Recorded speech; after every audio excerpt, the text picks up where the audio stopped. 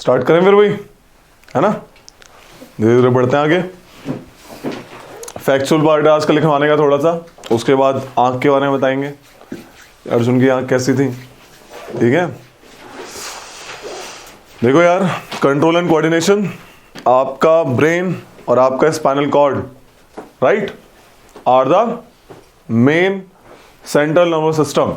तो लिख लो, central nervous system is equals to control and coordination, chapter 7 control and coordination.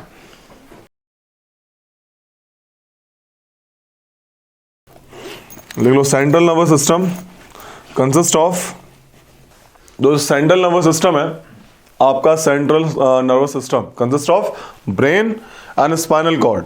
Spinal cord जो आपके पूरे पीछे जा रही है, हैव यू नोटिस्ड? ऐसा क्यों, स्पाइनल कॉर्ड क्यों? तुम मुझे बताओ मनीष, जब भी तुम किसी गर्म चीज को टच करते हो, क्या तुम सोचते हो कि हाथ हटाऊं या ना हटाऊं, या फटाक से ऐसे कर लेते हो, राइट? बिना सोचे ही कर लेते हो, हल्का से कट करके एकदम, सेंस ऑर्गन। ऐसा क्यों होता है? देखो क्या होता है, अगर यहां से सेंस ऑर्गन जाएगा सेंस करता हुआ, ठीक है, और आपके ब्रेन तक जाएगा, काइंड ऑफ दैट थिंग, और फिर उसको ब्रेन आपके हाथ को कमांड देगा, काइंड ऑफ दैट थिंग, कि भाई ऐसा है, हाथ हटा लिया जाए वरना दिक्कत हो जाएगी। तब तक हाथ जल चुका होगा, ठीक है। बट जो स्पाइनल कॉर्ड है आपकी, है स्पाइनल कॉर्ड, ओके, आपके वर्टिब्रल कॉर्न के पीछे, इसमें क्या होता है, यहाँ पे it's a junction, it's a junction जहां पे सारी की सारी नर्व एंडिंग आके मिलती है, राइट, जहां पे सारी की सारी नर्व एंडिंग आके मिलती है, इट्स अ जंक्शन। यहाँ पे आपके पूरे लाइक ये नर्व एंडिंग पूरी मिल रही है, and then it is goes to brain. समझ आ रही है? तो मामला क्या होता है, यहीं से आके यहीं से लौट जाता है ऐसे केसेस में जब आपको रिफ्लेक्स एक्शन करना पड़ता है, जिसमें आपको बिना सोचे फटाक से काम करना है, नर्व एंडिंग यहीं से ही काम कर देती है, एट द एंड जाती है उसके पास। फॉर एग्जाम्पल ऐसे मानो बॉर्डर पे हो तुम, ठीक है, अचानक से डाकू आ गए, डाकू मतलब टेररिस्ट आ गए, तो तुम सीओ साहब से नहीं पूछोगे, ऑर्डर नहीं लोगे, अब फायरिंग हो रही है क्या करें, आप सीधा गोली मारोगे, लेकिन बाद में सीओ साहब को बताओगे ऐसा ऐसा हुआ था। Same is this case, okay. Brain को भी बताया जाता है, लेकिन बाद में आफ्टर दैट थिंग हैपन, लगता है अरे बच गए, kind of that thing, that's why it's a part called central nervous system. Book खोलो, ब्रेन का पार्ट देखो, open the brain diagram. Brain diagram देखो, क्या क्या पार्ट्स हैं इसके, फोर ब्रेन सामने वाला, this is main thinking part of the brain, this is main thinking part of the brain, this is, so this is forebrain, the main thinking part of the brain, right? यहीं से आप सोचते हैं, यहीं से आप सोच के काम करते हैं, at the end this is the main thinking part of the brain, right? Then you have seen that एक मिड ब्रेन होगा और एक हिंड ब्रेन है। हिंड ब्रेन में क्या है, पॉन्स, मेडुला, सेरेबेलम, बहुत इंपॉर्टेंट है, इनके बारे में लिखेंगे थोड़ा सा, लिख लो कि भाई main thinking part of the brain is the fore brain. जितने भी सेंस ऑर्गन्स हैं सब फोर ब्रेन में है, ओके। सारे mostly voluntary actions are done by it, voluntary यानी जिन पे आपका कंट्रोल है। The main thinking part of the brain is fore brain.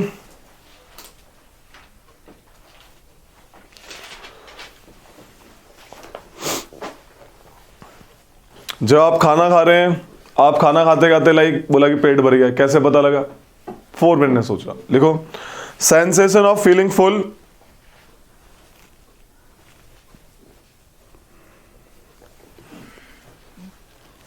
sensation of feeling full after eating is because of forebrain.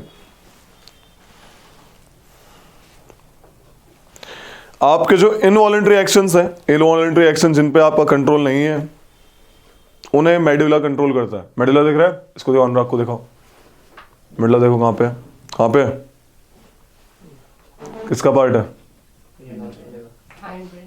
Hind brain का part है, second वाला part hind medulla. तो लिखो इसमें कि involuntary actions are controlled by medulla of the hindbrain, medulla of the hindbrain. And some of the involuntary actions also control by midbrain. Midbrain भी करता है, hind brain भी करता है। एक आए तो हिंड ब्रेन लगाना, मेडुला वाला। ठीक है भाई, ब्रेन के बात की ना बस। involuntary actions are controlled by medulla of the hindbrain and some of the involuntary actions are controlled by midbrain also। ठीक है भाई, आपका सेरेबेलम, क्या सेरेबेलम सीधी लाइन में चलना है, स्लो साइकिलिंग रेस होती है, प्रिसीजन, कितनी प्रिसाइज से आप काम करते हैं, एकदम तीर एकदम निशाने में मारना, प्रिसाइज एकदम। ये आपका कौन सा दिमाग का पार्ट देखता है, सेरेबेलम। जिसका सेरेबेलम खराब है वो बैट बॉल नहीं खेल पाएगा, मारेगा बार लप्पे घुमाएगा ठीक है, तो लिख लो सेरेबेलम। अरे सुधीर, कैच कर पाते हो, बॉल आती है तो ऐसे ऐसे ऐसे करते हो। लिखो cerebellum, it controls the precision of the voluntary actions, precision of the voluntary actions. It also maintain the posture as well as balance of body। Okay, लिखो कुछ प्लांट हॉर्मोन्स के बारे में लिखो। प्लांट हॉर्मोन्स ह्यूमन के लिखवाए थे, normally pituitary, adrenal gland वगैरह ये सब, राइट। प्लांट के लिखो, प्लांट में लिखो प्लांट हॉर्मोन्स के बारे में। पहला लिखो auxin, it's a name of plant hormone. Heading डालो प्लांट हार्मोन्स, उसमें नंबर 1 लिखो auxin, AUXIN, auxin. Auxin helps the cells grow longer. Auxins helps the cells grow longer. खत्म कर दिया,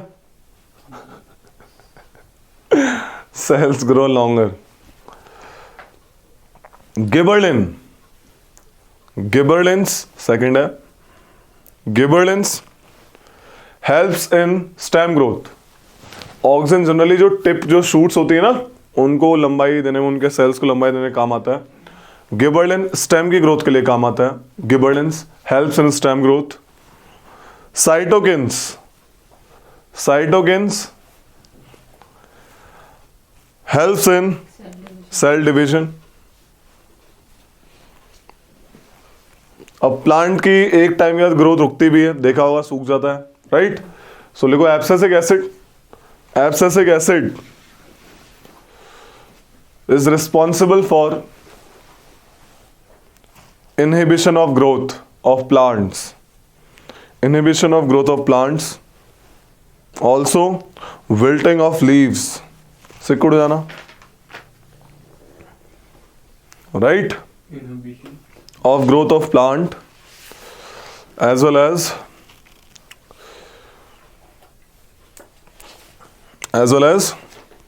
wilting of leaves, wilting सिकुड़ जाना। ये देखो रे, ये है नर्व सेल। क्या ये? ऐसे बहुत सारे नर्व सेल होते हैं, न्यूरॉन्स भी कहते हैं इनको। क्या कहते हैं? तो न्यूरॉन्स ऐसे बहुत सारे होते हैं, इसके पीछे लाइक एक चेन बनी होती है, सेम सिस्टम लाइक बॉडी में, ठीक है। तो इनके पीछे गैप होता है। क्या होता है? इस गैप को कहते हैं साइनेप्स। क्या कहते हैं?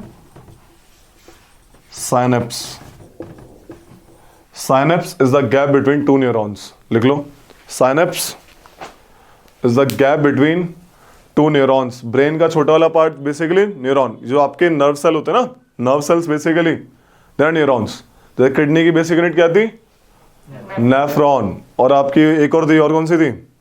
यही थी भाई, न्यूरॉन, और ये बताया था ना, हाँ, लंग्स की alveoli, alveoli. Very good. How do organism reproduce? ठीक है भाई, देखो यार, दो टाइप के रिप्रोडक्शन होते हैं।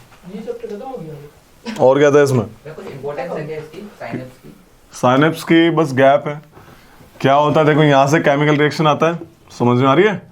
आपने किसी चीज को टच करा, आपकी बॉडी ने केमिकल रिएक्शन प्रोड्यूस किया, वो एक फ्लो में जाता है और यहाँ पे इलेक्ट्रिकल इंपल्स में वो कन्वर्ट हो जाता है, राइट। ये आपकी नर्व एंडिंग्स। यहाँ से फिर से केमिकल रिएक्शन प्रोड्यूस होता है उन इलेक्ट्रिकल सिग्नल से, तो लाइक दिस, तो बीच का जो गैप है जनरली साइनप्स बोलते हैं। ऐसा स्लो जाता होगा, क्या प्रोसेस स्लो जाता होगा थोड़ा। प्रोसेस स्लो जाता है?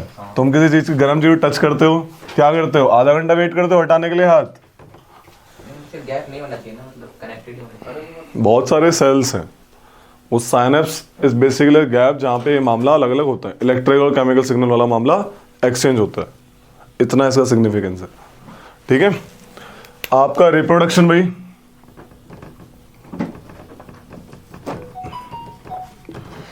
दो टाइप के होते हैं, एक असेक्सुअल रिप्रोडक्शन,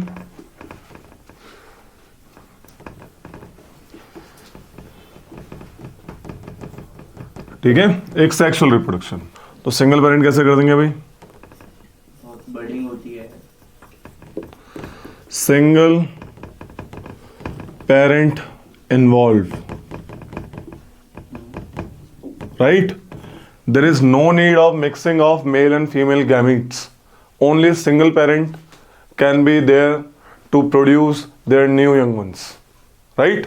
इसमें क्या होता है इसको बाद में डिस्कस करेंगे, ठीक है? जनरली प्लांट्स में होता है आपका, ओके? आपके सिंगल सेल्ड ऑर्गेनिज्म में भी होता है। लिख लो हल्का फुल्का, लिखो फटाक से, असेक्सुअल रिप्रोडक्शन। एग्जाम्पल आते हैं सीधा, ठीक है? और क्या क्या पार्ट यूज होता है, नॉर्मल जो लिखवा रहा हूं लिखते रहो। लिखो इसमें कि असेक्सुअल रिप्रोडक्शन लिखो, single parent is required to produce the new young ones. Single parent is required to produce the new young ones.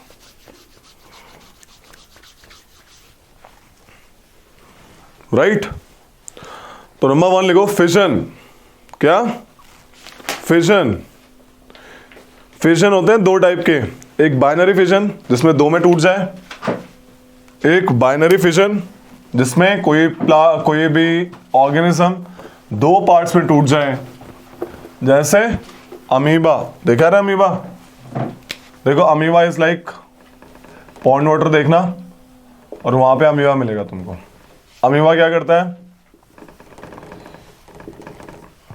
अपने न्यूक्लियाई को पहले हल्का तोड़ता है, दिख रहा है? न्यूक्लियाई इसने ऐसे खींच दिया, एंड फाइनली जैसे उसकी न्यूक्लियाई टूट जाती है वो फिर दो प्लांट बॉडी में बांट देता है, ठीक है? तो this is binary fission in amoeba, ठीक है? Pond water single cell organism. और किसमें होता है? लेइशमेनिया। हाँ भाई सुधीर, लेइशमेनिया कौन सी डिजीज करता है? लिख लो फटाक से।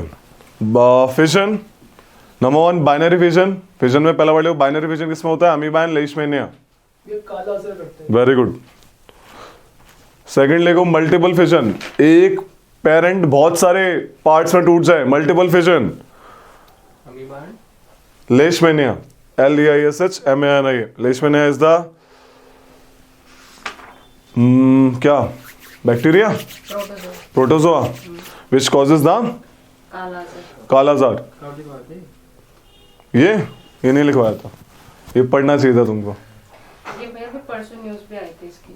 हाँ इसके ऊपर, कालाजार के ऊपर लिखो इसको। अबे 9th की बुक में है ये, 8th की भी नहीं है। जो वहाँ पे जो डायग्राम्स हैं उसको देखना चाहिए था।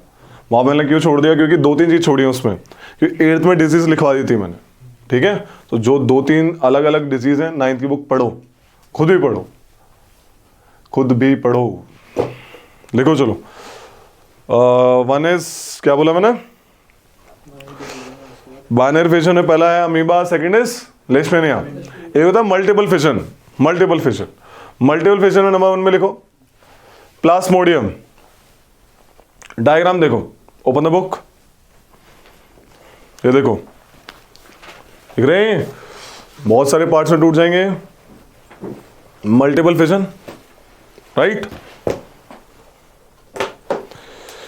एक है, अगला डालो हेडिंग, फ्रेगमेंटेशन। फिजन में नहीं, अगला है fission number 1, number 2 is fragmentation. Asexual reproduction के जो मोड्स है, number 1 is fission, number 2 is fragmentation.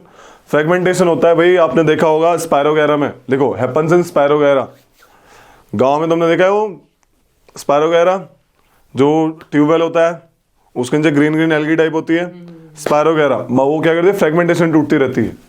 Okay, spirogyra में आपको फ्रेगमेंटेशन होता है। Next is regeneration. ठीक है, लिखो रीजनरेशन। रीजनरेशन लिखा, इसमें क्या होता है, रक्त बीज बेसिकली क्या है, कोई भी ऐसा सब्सटेंस है, ठीक है, इसको आपने 3 भाग में काटा, ये सपोज इसकी आंख थी, ठीक है, केचुआ, तो इसको 3 भाग में काटा आपने, तो अलग अलग पार्ट बना लेगा। देखो बुक में दिख रहा है प्लेनेरिया, दिख रहा है, जो पार्ट गायब हुआ है वो पैदा हो जाएगा, राइट।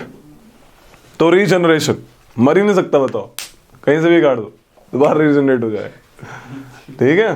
तो लिख लो, तो लिखो planaria do the regeneration.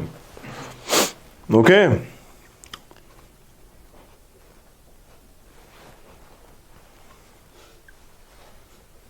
Hydra 2, hydra का बर्डिंग कर लो अलग से, budding in hydra. Next is budding in hydra. क्या होता है, देखो हाइड्रा एक, ये देखो इट्स अ हाइड्रा, पहले छोटी सी बर्ड बनाती है ये, ठीक है, बुक में डायग्राम देख लो, फिर ये बर्ड थोड़ी बड़ी होती है और फाइनली ये कट ऑफ हो जाती है और एक नई बर्ड अपनी स्थापित हो जाती है। तो budding in hydra, right. Next is vegetative propagation, ये एल बर्डिंग इन हाइड्रा, ठीक है। ये एल्गी कौन है एल्गी? हाइड्रा है, किसमें आता है? बर्डिंग बर्डिंग बर्डिंग, नहीं, किसके अंडर किसके आती है ये किंगडम्स में? अच्छा हाइड्रा एल्गी वाटर वाले प्लांट में आती है। लिखवाया था ये, नहीं, छोड़ो फिर, ब्रायोफाइटा वाली। वेजिटेटिव प्रोपगेशन में लिखो, यीस्ट भी करती है। इसी का पार्ट है ये भी। अलग से वेजिटेटिव प्रोपगेशन। यीस्ट हाइड्रा इसमें है, यीस्ट वाला पार्ट है ना, फिर उसमें आएगा फिर ना, yeast is fungi, fungi, fungi वाला पार्ट, फंजाई बेसिकली थैलोफाइटा वाला पार्ट नहीं, नहीं। लाइकन्स, लाइकन्स कहते हैं, थैलोफाइटा, थैलोफाइटा थे। फंजाई वाला किसमें पार्ट था? भैया फंजाई तो किंगडम ही है। अलग हो गया। वही तो मोनेरा, फंजाई। स्टार्टिंग के 5 प्लांटी जो प्लांट्स है, Monera, protista, fungi, fungi, Plantae animal. Perfect perfect perfect. Vegetative propagation, तो जो वेजिटेटिव प्रोपेगेशन है भाई, जो कहानी है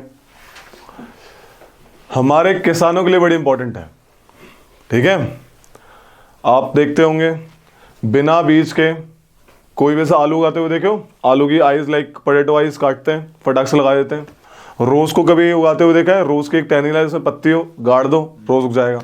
मनी प्लांट देखा होगा, मनी प्लांट आपके जो होते हैं एलोवेरा वाले, काट के लाए उगा दिया।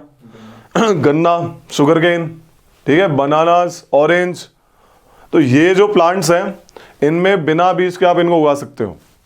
इनकी क्वालिटी क्या है, ये जल्दी उग जाते हैं, इनका ग्रोथ पीरियड, मैच्योर पीरियड कम होता है, ठीक है भाई। They have the good quality of that thing. Apart from this इनकी एक और अच्छी क्वालिटी है, देखो क्या होता है, जब भी रिप्रोडक्शन होता है आपकी डीएनए कॉपी होती है। क्या होती है? DNA copy, as it is copy होती है, लेकिन वो कॉपी 100% कॉपीड नहीं होती है। There are some variations are there. Asexual में कम होती है क्योंकि सिंगल पेरेंट इन्वॉल्व होता है, और सेक्सुअल में ज्यादा होंगे क्योंकि माता का भी आपका गैमीट आ रहा है, पिताजी का भी आ रहा है, तो देयर आर मोर चांसेस की वेरिएशन ज्यादा हो। समझ आ रही है? असेक्सुअल में कम होंगी। तो इसमें क्या होता है, इसमें और भी कम होती है वेजिटेटिव प्रोपेगेशन में, क्योंकि आपने बिना बीज के उसको डायरेक्ट उसी का काट के लाइक उसी का पार्ट काटा, उसको उगा दिया। सो आपने देखे होंगे गन्ने के एकदम मस्त, एकदम पूरे गन्ने एकदम मोर और लेस सिमिलर होते हैं। ये नहीं कि गन्ने का खेत उगाया और बीच में छोटा गन्ना, लाइक छोटे छोटे गन्ने आ गए और बड़े बड़े ऐसे करके, समझ रहे हो कि बीज तो एक ही क्वालिटी का आया है। वो जो गन्ना काट के उन्होंने बीज बनाया होगा बेसिकली, दैट इज जो काट के देखे, गन्ने बोते हुए देखे होंगे, गन्ना देखना कभी, ठीक है। गन्ने में बीच में थोड़ी आईज होती है, नोटिस करा है उनको आफ्टर इंटरसेक्शन। तो इन आईज को काटते हैं अलग अलग से, उठा लिया, आईज बो दी, राइट। तो यहां से निकलता आपका नया गन्ना, शुगर केन, ऐसे होते कल्टीवेशन। तो फायदा होता है इनका, कि मोर और less they show the good quality. अब सीन क्या होता है भाई, अब मुझे पता है वेजिटेटिव प्रोपेगेशन से मामला अच्छा हो रहा है, तो मैं उसी गन्ने को बोऊंगा जो पहले अच्छा होगा। समझ आ रही है? तो उसी गन्ने को मैं उसी की गन्ने की लाइक ये छोटे छोटे सीड्स काटूंगा, सीड्स मतलब वही उसके पार्ट्स काट के उसको उगाऊंगा, तो ये फायदा होता है। ठीक है, ये कम टाइम लेता है मेच्योरिटी के लिए, तो vegetative propagation is a good, it's a boon for the farmer community. समझ आ रही है? लिख लो इसके बारे में कैसे कैसे क्या होता है भाई, किस किस को काट के बनता है, या तो रूट्स निकाल के अलग से कर दो, या फिर स्टेम्स, या फिर लीव्स। ठीक है, लिख लो इसके बाद लिखवा देता हूं।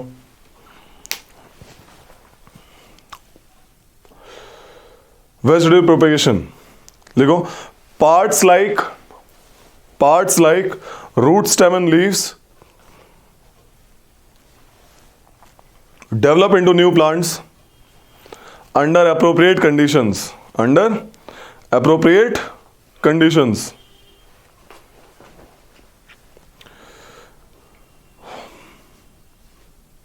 We use this property of vegetative propagation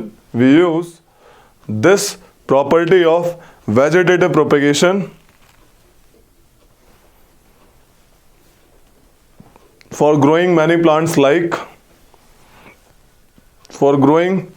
like sugarcane,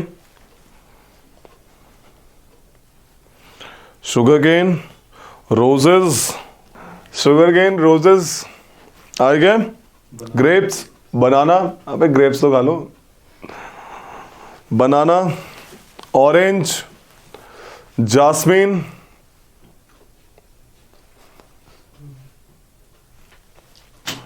potato, Bryophyllum leaves बहुत बार आता है इसके ऊपर question, Bryophyllum leaves, money plant, इनके बारे में लिखो हल्का फुल्का। Plants raised bye vegetative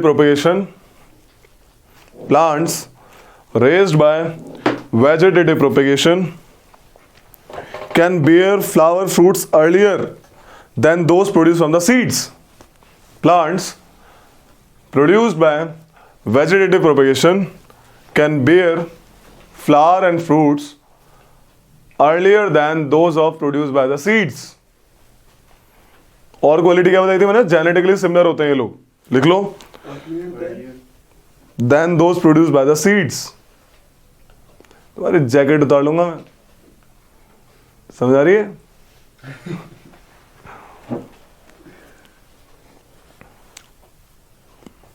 Another advantage of vegetative propagation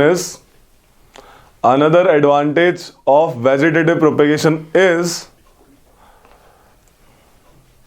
that all plants produced are genetically similar. All plants produced are genetically similar enough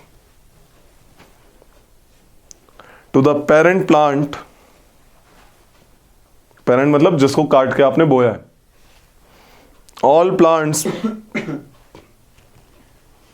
produced are genetically similar enough to the parent plant to have all its characteristics.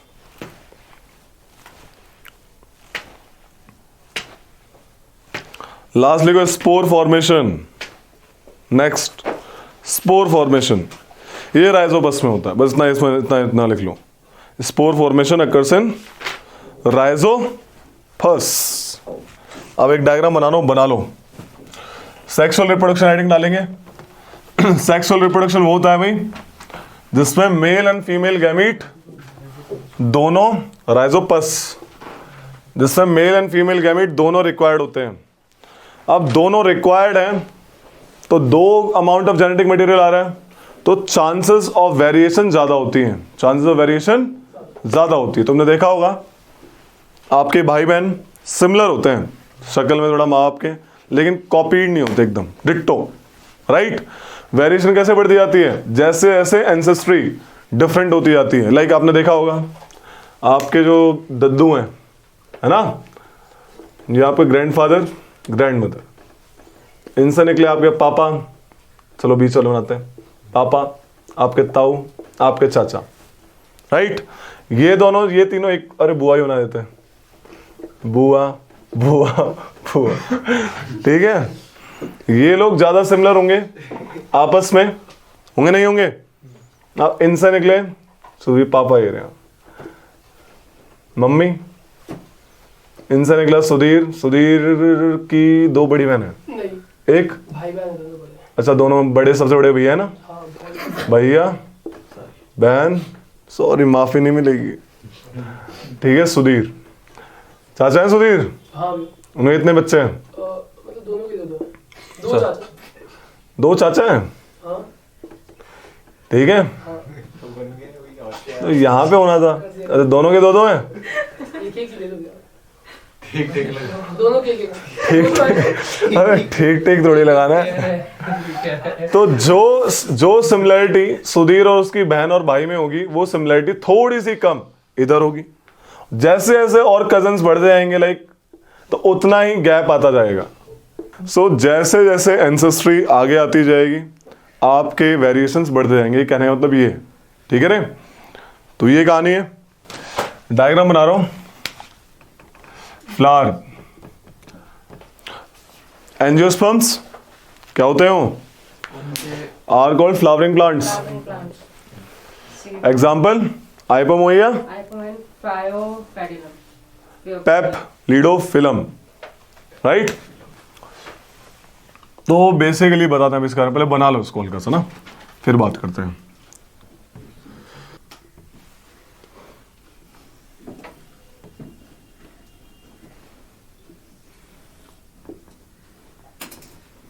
बनाया रही है, बना लिया।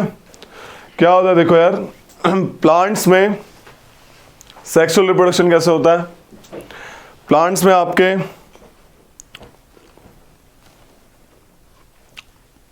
जो reproductive part है, if anybody ask you the reproductive part of plant, it is only the flower, ठीक है। Flower में ही आपको मेल और फीमेल रिप्रोडक्टिव पार्ट्स मिलेंगे। इतनी बात समझ आ रही है। कुछ फ्लावर ऐसे होते हैं जिसमें बस मेल रिप्रोडक्टिव पार्ट होता है, कुछ फ्लावर ऐसे होते हैं जिसमें सिर्फ फीमेल वाला होता है, और कुछ फ्लावर्स ऐसे भी होते हैं जिसमें फीमेल और मेल पार्ट्स दोनों के दोनों होते हैं, बायसेक्सुअल फ्लावर्स। समझ आ रही है। पहले वाले कौन से चाहे उसमें लाइक मेल वाला हो, मेल रिप्रोडक्टिव पार्ट आइदर, या फिर फीमेल वाला पार्ट, उन्हें यूनिसेक्सुअल फ्लावर्स कहेंगे, ठीक है, कि वो जो है आपके यूनिसेक्सुअल फ्लावर्स हैं। और जिनमें दोनों होंगे उन्हें बायसेक्सुअल। एग्जांपल लिख लो, unisexual flowers are, unisexual plants are papaya and watermelon, papaya, watermelon, इनमें या तो भाई मेल मिलेगा या फीमेल मिलेगी, ठीक है। और आपके बायसेक्सुअल लिखो, hibiscus and mustard, bisexual, hibiscus, mustard, UPO BHM, ठीक है। तो सीन क्या है भाई, प्लांट में जो फ्लावर है, flower is the reproductive part of the plant, और उसमें मेल पार्ट कौन सा है, male is basically stamen. Male part जो आपका पार्ट है, मेल पार्ट है, वो स्टेमन है। ये जो पतले पतले स्टेमन का ऊपर वाला पार्ट होता है एंथर, दिख रहा है, एंड ये जो लाइन है दिस इज फिलामेंट, ओके। ये फ्लावर है नॉर्मल, इसे पेटल कहते हैं, जो फ्लावर के पत्ते होते हैं, देखें सपोज रेड कलर का फ्लावर मान के चलते हैं, जो ऊपर रेड रेड देख रहे हो उसमें डायग्राम में भी, दैट आर कॉल्ड पेटल्स। समझ आ रही है। नीचे जो हरी हरी डंडी के पास होती है ना, पंखुड़िया type, they are basically sepals. आ रही हो समझ में। This is male reproductive part. Anther में होता है male reproductive gamete, hormone, pollen grains. क्या होता है इनके पास, पॉलन ग्रेन्स इनके पास होते हैं, ठीक है भाई। इनके पास, अब फीमेल के पास आ जाओ, फीमेल का पार्ट होता है बेसिकली पिस्टल या फिर कार्पेल, एक ही बात है, चाहे कार्पेल बोल दो चाहे पिस्टल बोल दो। Consist of 3 parts, stigma, style, ovary. ये पूरा एक पार्ट है, समझ आ रही है। तो ये ऊपर जो कैप जैसा है, this is stigma and this is style and this is ovary. समझाया, इतनी बात समझाई कि रिप्रोडक्टिव पार्ट क्या है। ओके, अब भाई देखो यार, अब प्लांट के तो हाथ पांव होते नहीं है, राइट? तो क्या होता है, एंथर का पॉलन ग्रेन स्टिग्मा के लाइक ओवरी के पास आना पड़ेगा। ओवरी में क्या देख, ovary, this is ovary, ovary में होते हैं ओव्यूल्स, दिख रहे हैं ओव्यूल्स, अरे दिख रहे हैं, तो इनमें होता है ओवा, ओव्यूल्स के अंदर क्या होता है, ओवा, दैट इज एग, राइट? अगर आपको सेक्सुअल रिप्रोडक्शन करना है तो बेसिकली क्या है, मेल एंड फीमेल गैमीट को मिक्स होना पड़ेगा and they have to form the zygote, इसे फर्टिलाइजेशन कहते हैं।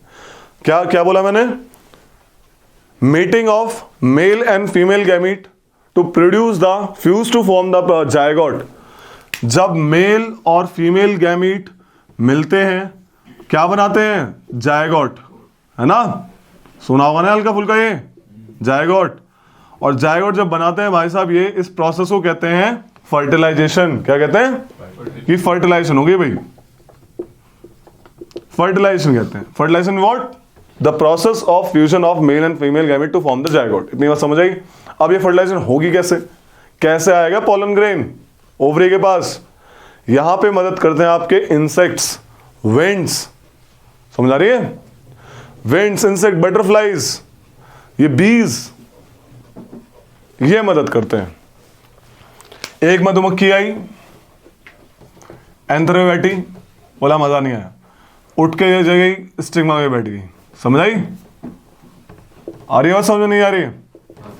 तो जब वो बैठती है, ये ना स्टिकी होते हैं बड़े एंथर जो होते हैं, आपने फूलों पे कभी हाथ लगाना, पीला पीला सा नजर आएगा, पॉलन चिपक जाते हैं, राइट?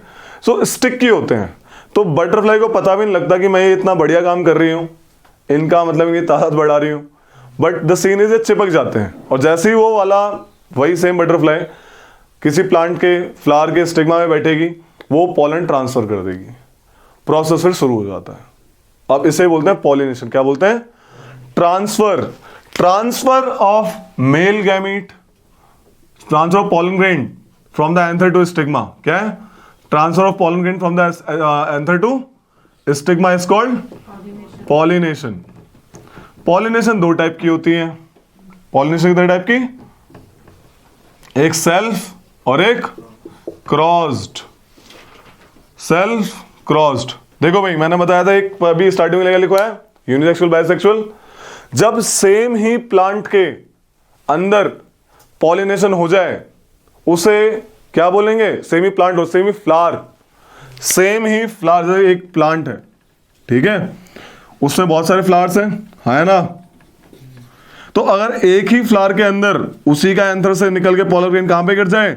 स्टिग्मा पे, उसे सेल्फ पॉलिनेशन कहेंगे। क्या बोलेंगे?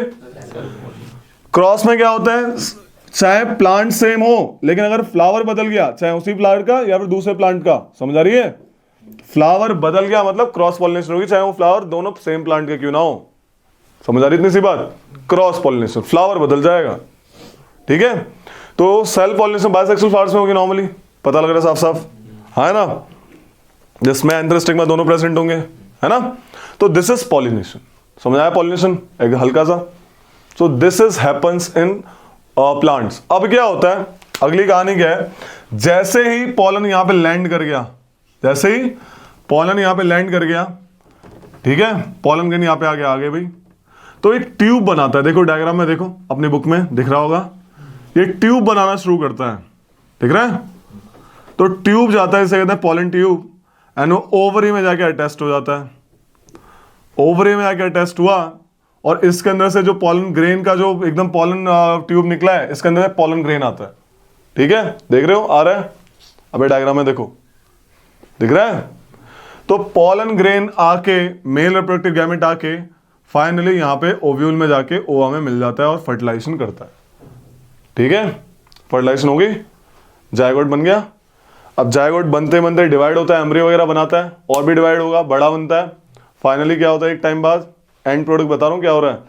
एंड प्रोडक्ट क्या होता है, ये जो ओवरी है, दिख रही है ओवरी, ये फ्रूट में कन्वर्ट हो जाती है। किसमें? फ्रूट में। तो ओवरी इज फ्रूट। और ये जो अंदर ओव्यूल्स बचते हैं, जो जायगोट वगैरह छोटे ओव्यूल्स बचे हैं, ये सीड्स में कन्वर्ट हो जाते हैं। समझाई? सीड्स में कन्वर्ट हो जाते हैं। ये कहानी होती है, तो फ्रूट इन्हीं में बनेगा। समझ आ रही है? तो ओव्यूल्स में, ओव्यू जो ओवरी है, और बाकी पार्ट कहाँ आते हैं, वो शेड ऑफ, खत्म हो जाते हैं, गिर जाते हैं उधर उधर, सेपल पेटल सब गिर जाएंगे इधर, सब मर जाएंगे इधर उधर, भाग जाएंगे। यही बचेगा एंड में, this ovary convert into fruit and this part, this ovules convert into seed. ऐसे आपका नया पौधा उगता, नहीं नया लाइक आपने सीड पैदा कर दिया, आप उसको उगाओगे, आप नया बन जाएगा मामला। सो this is happens in flowering plant. समझ आ रही है? This is the sexual reproduction of flowering plant, that happens like that. Okay, तो लिख लो हल्का फुल्का इसमें कुछ लिखवा रहा हूं कि the process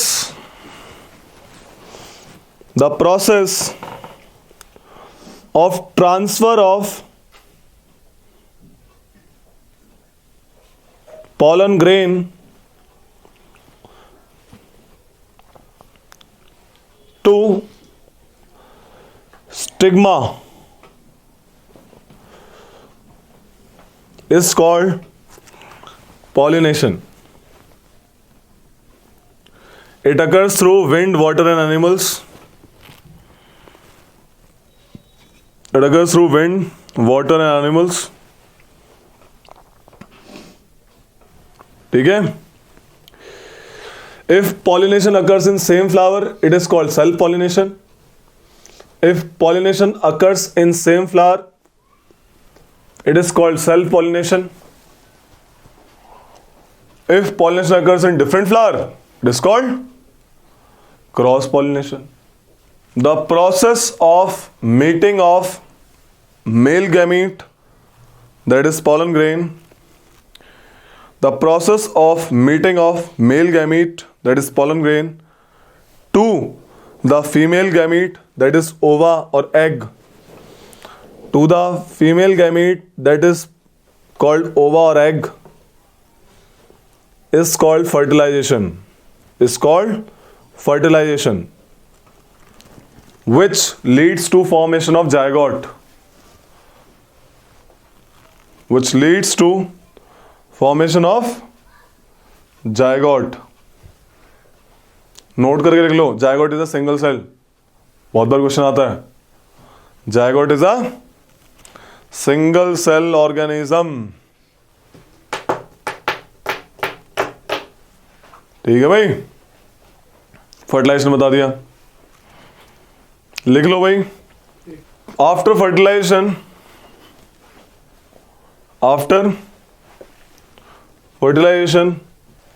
with repeated cell division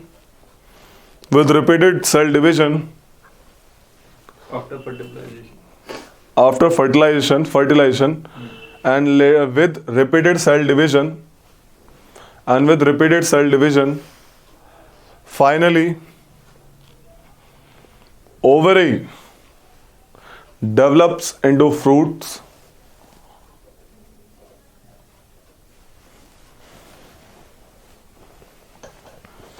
and the ovules, जिसके अंदर हो रहा है जाइगोटिज्म मामला, ovules develop into seeds. Why reproduction is necessary?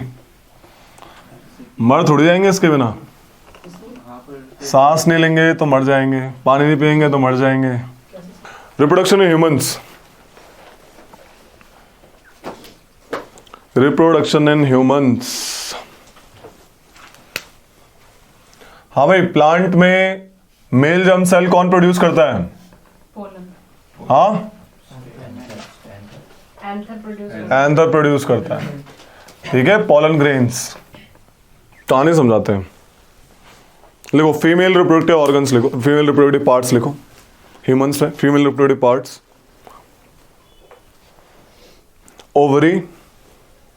Ovary, second is ovary, number 1.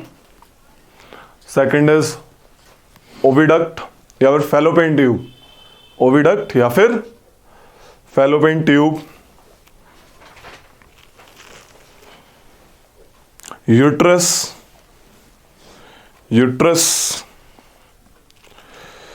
cervix, क्या बोलते हैं, cervical ही बोलते हैं ना, cervix, ERVX, cervix and vagina. सो भाई ये होते हैं फीमेल रिप्रोडक्टिव पार्ट्स। होता क्या है, जैसे ही कोई भी फीमेल अपनी प्यूबर्टी के एज पे आती है, उसके मिनार्की स्टार्ट हो जाती है। मिनार्की मतलब मेंस्ट्रुअल फ्लो स्टार्ट हो जाता है। यानी कि ओवरी, देखो ये है ओवरी, बताया मैंने अभी, ओवरी से ही मामला जो है फीमेल गैविट निकलता है। ठीक है, मेंस्ट्रुअल फ्लो होता है, मेंस्ट्रुअल साइकिल भी कहते हैं इसको। ओवरी से आपका फीमेल क्या बोलते हैं उसको, गैमेट निकल रहा है एक मंथली साइकिल पे। ठीक है, ये फैलोपियन डायग्राम देखो, फैलोपियन ट्यूब से होते हुए आपका यूट्रस में आता है। यूट्रस दिख रहा है, यूट्रस, जो यूट्रस है वो अपने आप को प्रिपेयर करता है कि मान लो in case of fertilization of male and female gamete, तो यहां पे वो जायगोट जो बन गया, जायगोट कहां पे बनेगा बताएंगे। जैसे ही फर्टिलाइजेशन होती है, यूटेरस अपने आप को प्रिपेयर करता है कि भाई अब जो है जायगोट आ रहा है और मुझे फर्टिलाइजेशन, मतलब फर्टिलाइजेशन हो गया, इसको एम्ब्रियो में बनाएंगे मस्त तरीके से, and finally that the person develop into a kid, that zygote develop into a kid with repeated cell division. ये यूटेरस का काम होता है। फाइनली जो आपका जो बेबी है वो कहां पे है, आपका यूटेरस में। समझ आ रही है। इन केस फर्टिलाइजेशन नहीं हुई तो यूटेरस जो अपने आप को प्रिपेयर करता है उसको अटैच, उस जायगोट को, इस एम्ब्रियो को अटैच करने के लिए वो विद वॉल, अपनी वॉल को तोड़ता है, and with blood flow and all come out. This is called menstruation normally. अब मान लो इन केस फर्टिलाइजेशन हो गई, पहली चीज फर्टिलाइजेशन कहां होती है, क्वेश्चन इस पे आता है। फर्टिलाइजेशन होती कहां है, आपका जो मेल गैमीट होता है और female gamete fuse to form zygote कहां पे, फैलोपियन ट्यूब में। ठीक है, फैलोपियन ट्यूब में फर्टिलाइजेशन होती है। फर्टिलाइजेशन होने के बाद जायगोट रिपीटेड डिवीजन होता है और फाइनली बहुत सारे सेल्स बनाते हैं, उसको कहते हैं एम्ब्रियो। जायगोट क्या करता है, zygote divide itself and finally form the embryo. Embryos are group of cells basically. ये अटैच होता है कहां पे, यूटेरस में। ठीक है, यूटेरस में। यूटेरस में like body side of female एक कनेक्टिविटी होती है, that is called placenta. Obvious है ना, तुमने देखा होगा चाइल्ड वॉर्म के अंदर है, सांस कैसे लेगा, मर नहीं जाएगा, खाना कैसे खाएगा। तो in that case placenta helps. Placenta helps a child that is going inside the uterus to have the food from the mother's blood, और वेस्ट भी वहीं से वो ले जाता है, छोड़ता, जो भी है कहानी। तो प्लेसेंटा की हेल्प से करता है। Placenta is the transmitter of that thing. ठीक है भाई। आफ्टर लगभग 9 मंथ्स, इसे फ्यूटस कहते हैं, फ्यूटस। फ्यूटस जब चाइल्ड के सारे पार्ट्स रिकॉग्नाइज हो जाते हैं, यहां भाई अगर उसको अल्ट्रासाउंड करके देखेंगे तो चाइल्ड के सारे पार्ट्स रिकॉग्नाइज है, हाथ पांव मुंह सब कुछ है उसके पास। ठीक है, 9 मंथ्स के बाद अपने आप repeated muscles contractions and relaxation के कारण डिलीवरी होती है। ठीक है, ये कहानी होती है।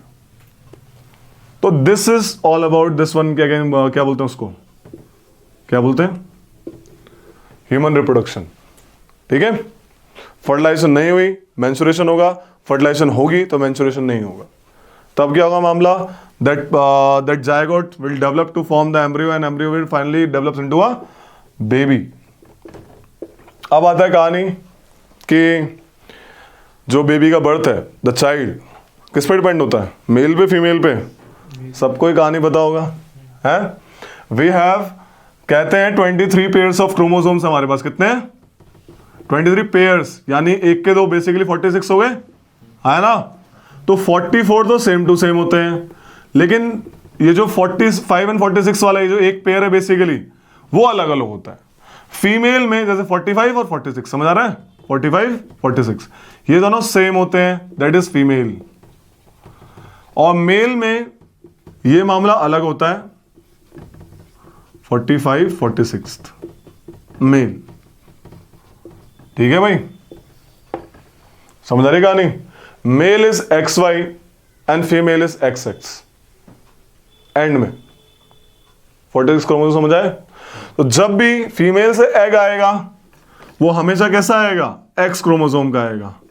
बट मेल का जो मेल गैमीट होगा लाइक स्पर्म्स, ये तो या कैरी करेंगे आपका वाई क्रोमोसोम या फिर एक्स क्रोमोसोम। समझ आ रही इतनी सी बात? ऑब्वियस है, या तो वो या वो। अगर वाई एक्स के साथ मिलता है the birth of a child will be of boy, x x के साथ मिलेगा तो गर्ल पैदा होगी। पता है ये कहानी नॉर्मल सी, पता होगी, पढ़ी होगी 10th क्लास में। फालतू में लोग कोसते हैं वुमेन को, और कोसना तो फालतू की चीज है, किसी के कंट्रोल में नहीं है ये, नोबडी। ठीक है भाई, तो ये कहानी है।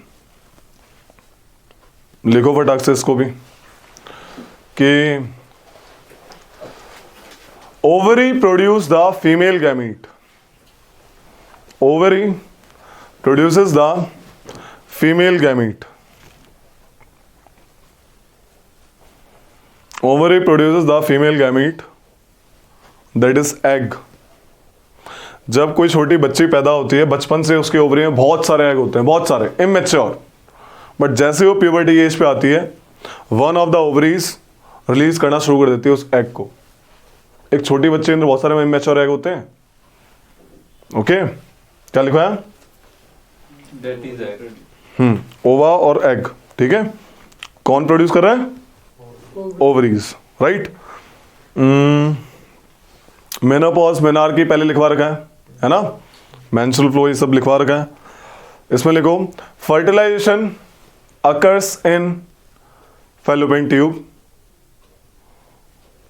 और the oviduct to form the zygote, to form the zygote. Placenta is the linkage. Placenta is the linkage that provides food. Placenta is the linkage in uterus. In uterus that provides food and removes waste material from the fetus.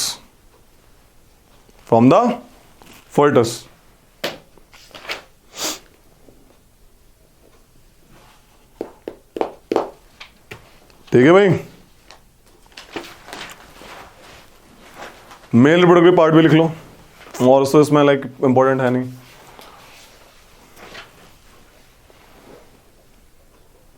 Testis, vas deference, ये बहुत बार आता है, कभी देखना question देखेंगे तुमको science में। You will see the male reproductive part लिखवाया नहीं लिखवाया, फीमेल और लिखवाया। Testis, vas deferens, prostate gland, seminal vesicle and penis. Okay, अब है भाई आपकी STDs, sexually transmitted diseases. Write down STDs. STDs, sexually transmitted diseases, दो टाइप से होती हैं, एक बैक्टीरियल एक वायरल। लिखो bacterial infection,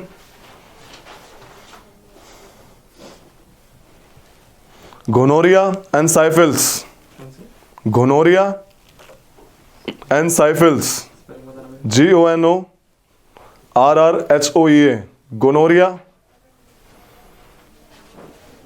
and syphilis, gonorrhoea and syphilis. Syphilis क्या हुआ?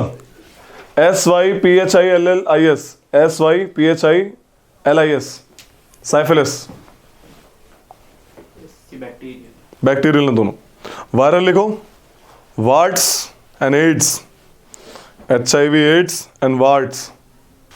एक लिख लो Cowper's gland, male reproductive part में लिख लो, ये भी आया क्वेश्चन है। मेल रिप्रोडक्टिव पार्ट में एक है कॉपर्स ग्लैंड। क्वेश्चन आया था कॉपर ग्लैंड किसका पार्ट है? कनेक्टिव ऑर्गन का पार्ट है, एक्सक्रीटरी सिस्टम का पार्ट है, रिप्रोडक्टिव सिस्टम का पार्ट है, रिप्रोडक्टिव सिस्टम का पार्ट है कॉपर्स ग्लैंड। ठीक है, हेरिडिटी एवोल्यूशन में सेक्स डिटरमिनेशन बता दिया मैंने। ठीक है, लड़का लड़की का ये तो पता ही हुआ तुम लोगों को, हल्का फुल्का। इसमें बस एक चीज लिखो जो मुझे ठीक लगती है, homologous organs and analogous organs. लिखो होमोलोगस ऑर्गन्स, लिखो homologous organs.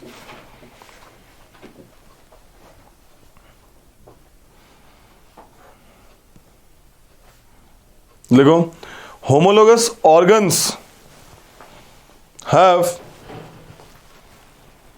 similar basic structure of limbs, similar basic structure of limbs, but they are modified to perform different functions. But they are modified to perform different functions. दिखने में same लगते हैं हाथ पांव अलग अलग species के, बट वो हाथ पांव सबके सब अलग अलग काम कर रहे हैं. एग्जाम्पल लिखो. Limbs of frogs, lizard, bird and human same है. एग्जैक्ट डायग्राम देखो रे, पेज नंबर 152 खोलो. 152 आगे आगे. ये रहा डायग्राम देखो. अरे ये नहीं, पीछे थोड़ा. उधर वाला देखो डायग्राम, उसको देखो. तो लिम्स जो है दिखने में सेम है, बट सबके काम अलग अलग हैं. फ्रॉग कूदता है, बर्ड तो फ्लाई करती है, ह्यूमन चलते हैं आराम से, और लिजर्ड तो दीवार पे. काम सबके अलग है, but they have the similar basic structure of their organs. Right, homologous organs. अब है analogous. Analogous organs, they are structurally, they have homologous organisms have structurally different organs. structure अलग होता है एकदम, but they perform same function. Example, wing of bat and wing of bird. दोनों का देखो diagram अलग अलग है, लेकिन दोनों उड़ने का काम करते हैं. तो ये कहानी है. इसलिए इसमें एक चीज लिख लो कि होमोलोगस, जिसके होमोलोगस ऑर्गन्स होंगे, लिखो those animals, those species that have homologous organs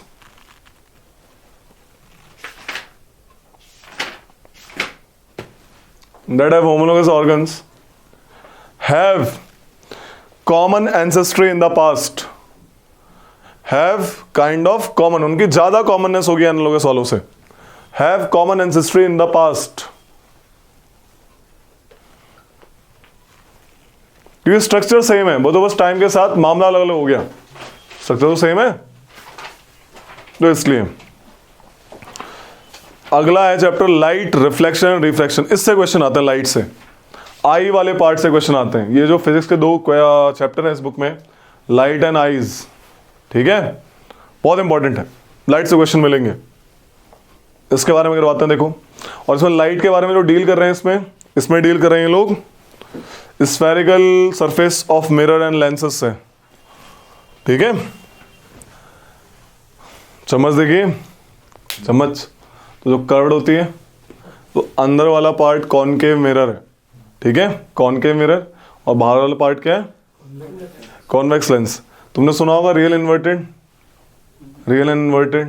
और वर्चुअल इनडायरेक्ट. क्या होती है वर्चुअल जो होती है, जो real and inverted image, right, and virtual and erect. ये इमेज में डिफरेंस बताओ.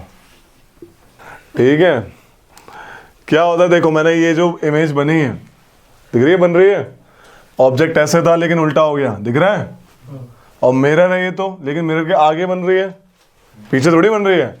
हम प्लेन मिरर में पीछे देखते हैं, बिहाइंड द मिरर इमेज बनती है. तुम जितना दूर खड़े हो उतना डिस्टेंस दिखेगा तुम्हें. सुधीर अगर शीशे में देखेगा तो सुधीर उतना ही पीछे दिखेगा जितना सुधीर खड़ा होता है नॉर्मली, दिख रहा है. तो this is normal. What is it called? जो आपकी रियल इमेज है, ये इमेज स्क्रीन पे बनती है. स्क्रीन मतलब क्या, आपने देखा मिरर में, कॉनकेव मिरर की बात कर रहा हूं, यानी चम्मच. ठीक है, ज्यादा पास लाते हो तो चेहरा दिखता है चम्मच में, हैव यू नोटिस्ड? वो वर्चुअल इमेज है. लेकिन जब दूर ले जाओ चम्मच को, उस इमेज नहीं दिखेगी.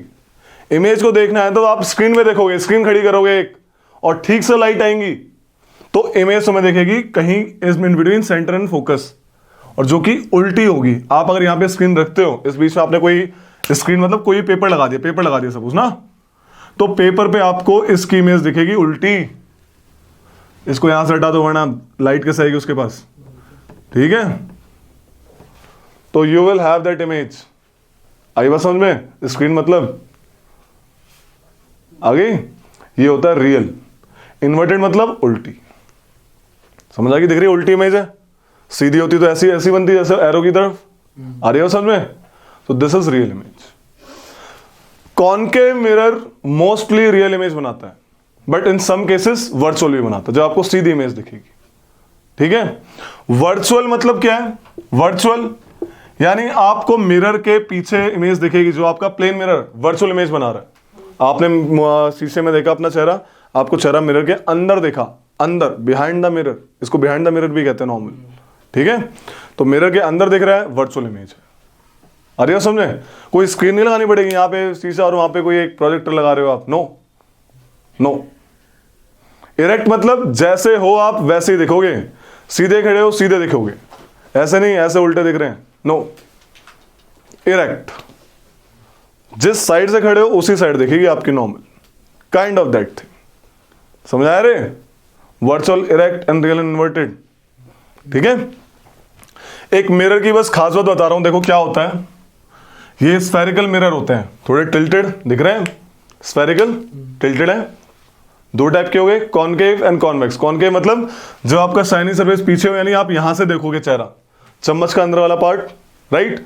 कॉनकेव मतलब बाहर वाला, जैसे ओवल घूमा है, ओवल, वहां पे कॉनकेव मिरर लगे हुए, कॉन्वेक्स मिरर लगे हुए हैं, चौड़े चौड़े देखे होंगे, राइट।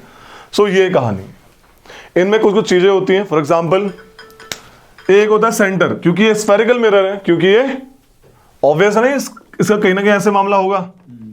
तो this is centre of that circle, of that sphere. समझ आया इतनी सी बात? सेंटर होता है ये भाई, इसे सेंटर ऑफ कर्वेचर भी बोलते हैं। क्या बोलते हैं? Centre of curvature of that mirror. समझ आ रही इतनी सी बात? ये होता है पोल। पोल जहां से आपका प्रिंसिपल एक्सेस पास हो रहा है, बीचों बीच वाला पार्ट। सेंटर और पोल मिला के जो एक्सेस पास हो रहा है, इसे कहते हैं प्रिंसिपल एक्सेस। क्या कहते हैं? Principal axis. ए कर लो, ठीक है। फोकस क्या है? जब भी रे ऑफ लाइट, सपोज आपने देखा होगा, आपने बचपन में मैजिक भी किया होगा, लेंस से करा होगा वैसे तो, लेकिन हम मिरर से भी कर सकते हैं। सन की इमेज लाई और नीचे पेपर जलाया, है ना? तो सन कितना दूर है? लाइक अब यहां से अगर हम देखें उसको नॉर्मल, लाइक बहुत दूर है, बहुत इनफाइनाइट के काइंड मान सकते हैं। तो इतना दूर है, काफी दूर है। तो जब इनफाइनाइटली डिस्टेंस से रेस आती हैं, वो मिरर से टकरा के कहां पे अट्रैक्ट होंगी? फोकस से पास होती है। कहां से पास होती है? तो फोकस की यही डेफिनेशन है। जनरली फोकस क्या होता है? It is half way between centre of curvature and pole. ठीक है भाई? इस लेंथ को P and F, this is, इसे फोकल लेंथ कहते हैं। क्या बोलते हैं? Focal length, distance between principal focus and pole. Focal length देखो तुम, रेडियस ऑफ कर्वेचर की आधी है लगभग, दिख रही है? सो 2F इक्वल टू R कह सकता हूं। तो this is the relation only. Same चीज इसमें, आर और सी। अरे रेडियस होगी ना, समझ आ गई? Focal length. हाँ ठीक है। सो this is normal basic what? Science and terms of spherical mirror. ठीक है? अब बुक देखो, बुक से तुम्हें दिखाते हैं, देखो कैसे कैसे इमेज बनती है। इधर देखो एक बार, कोई भी इमेज बनाने के लिए दो रे पक्का चाहिए। जब क्रॉस होंगी तभी तो इमेज बनेगी। दो रेज हमें पता है, देखो दो रेज कैसे पता लगती है हमें, देखो हमें पता है जो भी रेज इनफाइनाइट से आएगी, इन्फिनिटी से आएगी, वो फोकस से पास होगी। ये रूल है, ये सदाबहार रूल। जैसे सूरज ईस्ट में उगता है तो यही है मामला, जो भी रेज इन्फिनिटी से आएंगी वो फोकस से पास होगी, चाहे कोई सा भी मिरर हो, कोई सा भी। पहली चीज। दूसरी चीज, फोकस। फोकस, जो भी रेज सेंटर से पास होंगी, जो भी रेज सेंटर से पास होंगी, वो वापस वहीं से वापस आ जाएंगी, वहीं से। दिख रही है? मैंने वापस बुला दी है। आप देखो रे, एक चीज देखो फटाक से, ये ना, ये देखो एक टेबल देखो, ये वाली टेबल देखना, और साथ में देखना ये वाली चीज, ये डायग्राम्स हैं इसके। ठीक है? ये टेबल दिख रही है, इस पे स्टार मार्क मार लो। ये आते हैं सीधा ऑप्शन में। ये तुम्हें समझाने के लिए बना नहीं रहा, बस तुम्हें समझा रहा हूं यहां से दिखा के डायरेक्ट। ठीक है? हमें अनुराग दिख रही है? तो टेबल में पहला क्या लिखा है? अगर ऑब्जेक्ट, एक होता है ऑब्जेक्ट, एक होती है इमेज, राइट? अगर ऑब्जेक्ट इन्फिनिटी पे है तो इमेज क्या बनेगी? क्या लिखा टेबल में? फोकस से मिलेगी, बताया था अभी अभी मैंने। और कैसी बनेगी? बहुत छोटी बनेगी, पॉइंट साइज, तुम्हें दिखेगी नहीं, बस बनेगी। ठीक है, कॉनकेव मिरर की बात कर रहा हूं, कॉनकेव मिरर की बात कर रहा हूं अभी, यानी ऊपर वाले की, इसकी बात कर रहा हूं। ठीक है, अगर आपका ऑब्जेक्ट कहां है? इन्फिनिटी पे, तो इमेज क्या बनेगी आपकी? फोकस पे। समझ आ रही इतनी सी बात? Point size, real and inverted, समझ आ रहा है इसका मतलब? अब देखो डायग्राम, देखो इसका फटाक से दिख रहा है रे डायग्राम इसका, रे डायग्राम समझ आ रहा है इसका कहानी? पॉइंट साइज अगला आ जाओ, अगर सी के पीछे है लेकिन इन्फिनिटी पे नहीं है, सेंटर के पीछे ऑब्जेक्ट लेकिन इन्फिनिटी पे नहीं है, तो इमेज क्या बनेगी? बिटवीन एफ एंड सी, पास पास आती जाएगी सेंटर के। दिख रही है? हाँ भाई सुधीर, समझ नहीं आ रहा है। समझ क्यों नहीं आ रहा? डायग्राम देखो, गलत डायग्राम। हाँ ये पहला डायग्राम, पहला वाला पार्ट उसका। अगर ऑब्जेक्ट इन्फिनिटी पे है तो इमेज क्या बनेगी? आंसर कैसे लिखूंगा? शेप तो गलत है। फोकस पे बनेगी। हाँ बे, फोकस से बनेगी नहीं बनेगी? बन जाएगा फोकस पे। हाँ। सेकंड पार्ट क्या है? जब सी के पीछे होगी, सेंटर के पीछे होगी, it will form between F and C. लेकिन यहाँ पे पॉइंट साइज नहीं है, लेकिन डिमिनिस्ड है, छोटी है। दिख रहे हो बनती हुई छोटी? इन्वर्टेड है, रियल है। रियल देखो, रियल क्यों? क्यों इस आगे बन रही है मिरर के, यानी क्या स्क्रीन लगानी पड़ेगी तभी तो रियल बनेगी। राइट, समझ रहे हैं इस बात को? अगला है आपका, सेंटर पे ऑब्जेक्ट रखोगे, सेम साइज की इमेज बनेगी और सेंटर पे ही बनेगी, लेकिन रियल एंड इन्वर्टेड, उल्टी बनेगी। समझ आ रही है? अब थोड़ा और सेंटर के आ गया है, अगर ऑब्जेक्ट सी एंड एफ के बीच में होगा तो बियॉन्ड सेंटर पे बनेगी। आपने कहा था जो वो वाली एक तो सेंटर से आते हो तो वापस चले जाती है, हाँ मतलब डिविएट नहीं होती। हाँ हाँ, लेकिन इस थर्ड वाले पार्ट में जो अभी इमेज बन रही है, हाँ, तो एक तो फोकस से जा रही है। इन्होंने दोनों रेज अलग अलग डायरेक्शन, सेंटर वाली नहीं ली इन्होंने दोनों इन्फिनिटी से पास करवा दी। समझ आ रही है? इन्फिनिटी से रे आएगी तो फोकस से पास होगी, और जो रे फोकस से आएगी वो इन्फिनिटी पे जाएगी, पैरेलल हो जाएगी। समझ आ रही है? ऐसे इन्होंने रे बनाई है, ऐसे उन्होंने इमेज बनाई है। अगला क्या है? अगला देखो, अगर ऑब्जेक्ट सी एंड एफ के बीच में है तो सी के पीछे चला गया, बियॉन्ड सी बन रही है, लेकिन इन्वर्टेड। लेकिन अब देखो इमेज बड़ी होती जा रही है, धीरे धीरे दिख रही है, इमेज साइज बिकम इंक्रीजेस। अगला आ जाओ, एफ पे ऑब्जेक्ट है तो कहां बनेगी इमेज? इन्फिनिटी पे, सबको पता है अब तो। राइट, अब आता है वर्चुअल का केस। अगर पी एंड एफ के बीच में ऑब्जेक्ट है तो वर्चुअल इमेज बनेगी। देखो पीछे की तरफ, जब आप स्पून में देखते हो आप यही करते हो, देखो पास रखते हो ना, तो स्पून में इमेज दिखती है आपकी? नहीं दिखती, सीधी दिखेगी। दिख रहा है? सीधी बनी हुई है। वर्चुअल एंड इरेक्ट, वर्चुअल मतलब इमेज मिरर के पीछे बनेगी, और इरेक्ट मतलब सीधी बनेगी। आ रही है बात clear? So this is the basis of concave mirror. Concave mirror are generally called converging mirror. Converge करते हैं, लाइट को कन्वर्ज करने का काम करते हैं। राइट, तो लिखो फटाक से कुछ उसकी एप्लीकेशन लिखो। यूजेस ऑफ कॉनकेव मिरर कहां कहां यूज होते हैं? आपकी जो इसकी व्हीकल की लाइट होती है उनमें कॉनकेव मिरर लगा होता है, ताकि बीम सीधी जाए, फैले ना। ठीक है, ताकि दूर तक दिखे। लिखो, of concave mirrors use in torches.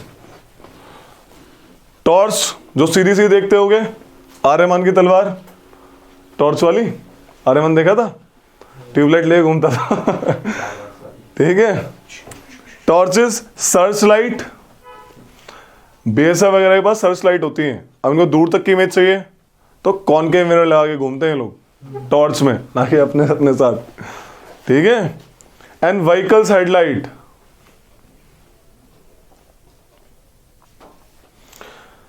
आप जब शेविंग मिरर देखते हैं, भाई बढ़िया से दाढ़ी कटी नहीं कटी, सामने से एकदम, तो उसमें भी कॉनकेव मिरर होता है, ताकि आपका चेहरा बड़ा दिखे। दिख रहा है? ये वाला वर्चुअल वाला केस आता है उसमें।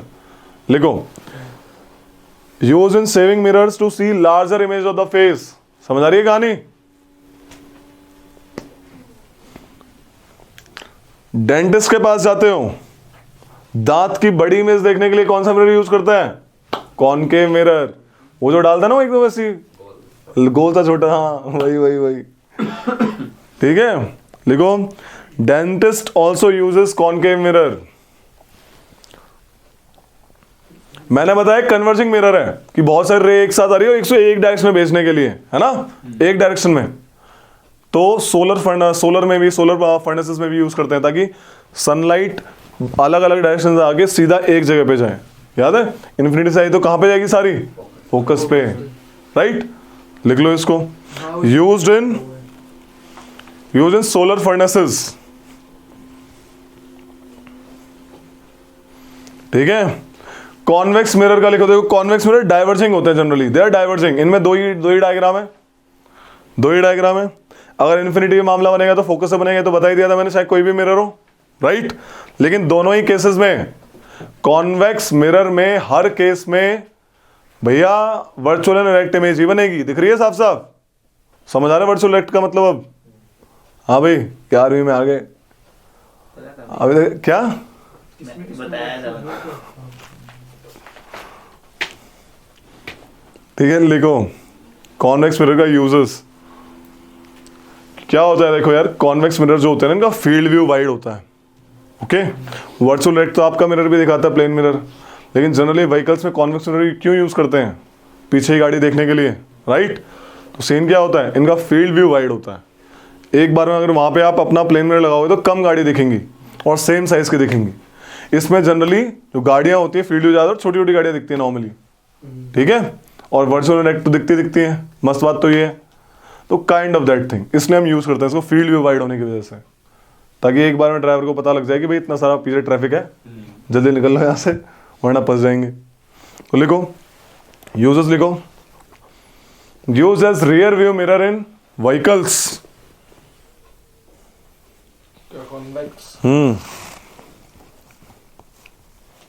To see larger images, to see larger images, larger field view, to have the larger field view, ठीक है। larger images मतलब क्या, ज्यादा व्हीकल, बेसिकली more images, ठीक है। तो ये कहानी। अब देखो इसको दोबारा समझो, इस कहानी को। मिरर फॉर्मूला कहता है, mirror formula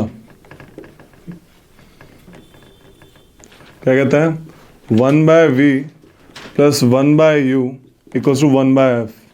what is v? f तो पता ही है सबको, right. f what is v? v is the image distance. क्या है ये? Image distance.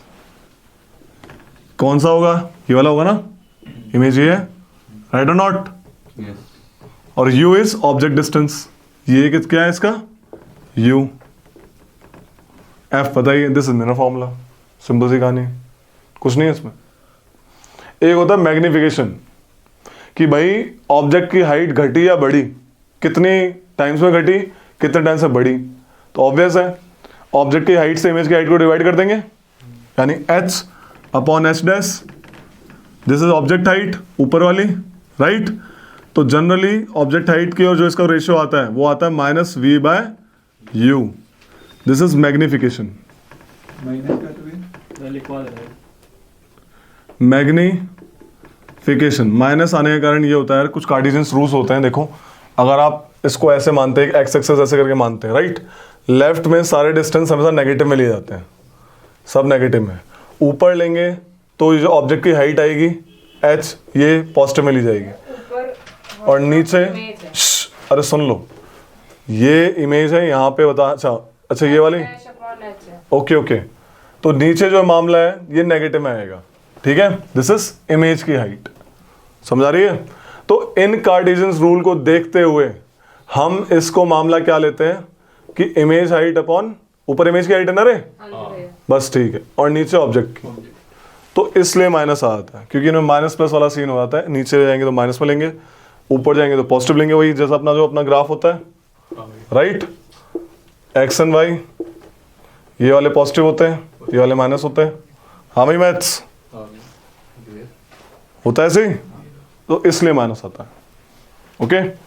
तो लिख लो इसमें mirror formula equals to 1/v plus 1/u equals to 1/f।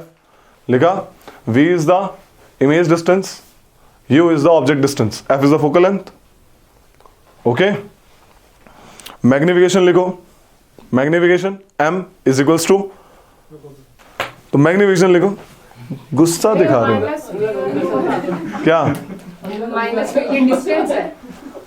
This is minus sign this because of this Cartesian theory. देखो क्या होता है, देखो इन्होंने जो फॉर्मूले बनाया ना नॉर्मल, भाई अभी जो बताया, अरे सुन लो, सारे के सारे डिस्टेंस देखो, सुनना, ये आपका जो लेंस है इसको ऐसे बांट के देखो, ठीक है, ऐसे बांटा, ऊपर वाले जो डिस्टेंस मेजर करेंगे हमेशा वो पॉजिटिव में करेंगे, नीचे वाले किस में करेंगे, नेगेटिव में करेंगे, और जितने भी लेफ्ट साइड में डिस्टेंस आएंगे वो सब नेगेटिव में आएंगे, ठीक है, नेगेटिव वाला मामला यूज होगा। Just because of this they just decided that thing, minus v by u, ठीक है। ये नेगेटिव बस एक फॉर्मूले के लिए लाया उन्होंने ताकि इस कार्टेशियन थ्योरी में बाद में आके दिक्कत ना हो, ठीक है। रिफ्रैक्शन करते हैं भाई, रिफ्रैक्शन, रिफ्रैक्शन। कभी बाल्टी में सिक्का गिर जाता है तो उठा हुआ दिखता है ना थोड़ा सा, बाल्टी में नींबू गिर गया थोड़ा मोटा लगता है, पेंसिल गिर गई थोड़ी फूली फूली लगती है पानी के अंदर, खाली बाल्टी में नहीं, ठीक है। ऐसा क्यों? This because of refraction of light. When light ray passes obliquely, obliquely मतलब स्लैंट किसी एंगल पे, नॉट 90 डिग्री। अगर नॉर्मल से पास करवाऊंगा बेंट नहीं होगी, सीधे निकल जाएगी, ठीक है। पूछा था ना मैं, ऐसा कौन सा एक केस है जहां पे रिफ्रैक्शन नहीं होगा? When the light rays follows the path of normal care, when light ray like fall on another medium object obliquely, it refracts, path change होता है उसका, speed change होती है depending upon the density of medium। density कौन सी? optical density, not normal density जो mass density नहीं, optical density वो थोड़ी अलग होती है, ठीक है।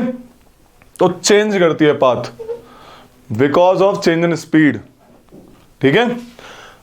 अगर वो रेयरर मीडियम, रेयरर मतलब lesser, air is lesser like rarer medium and glass is denser medium, optically, optical लगाते नहीं क्योंकि नॉन होता है।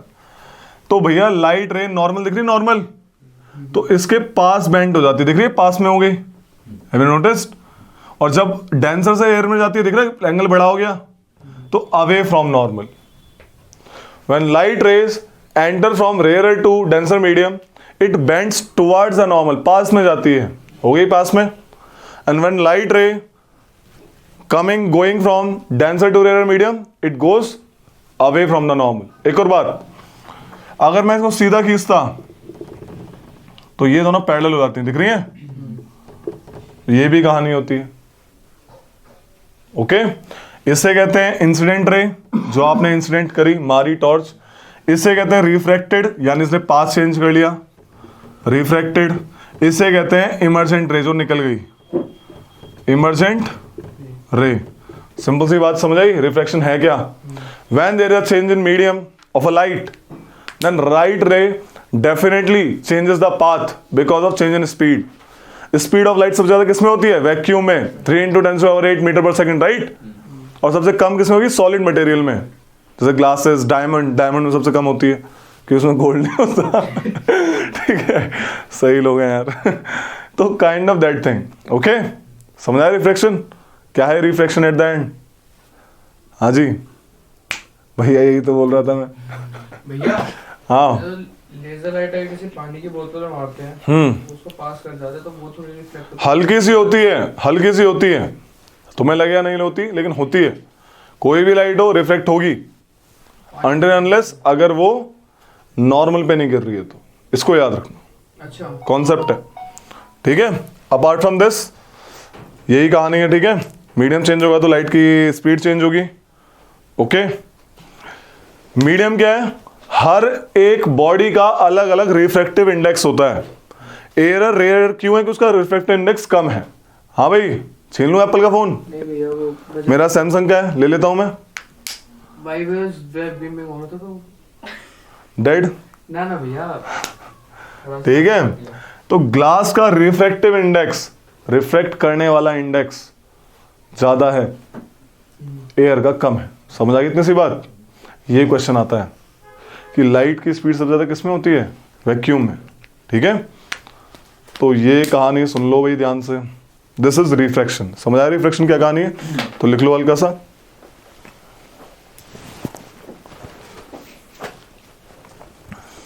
लिखो भाई, when light ray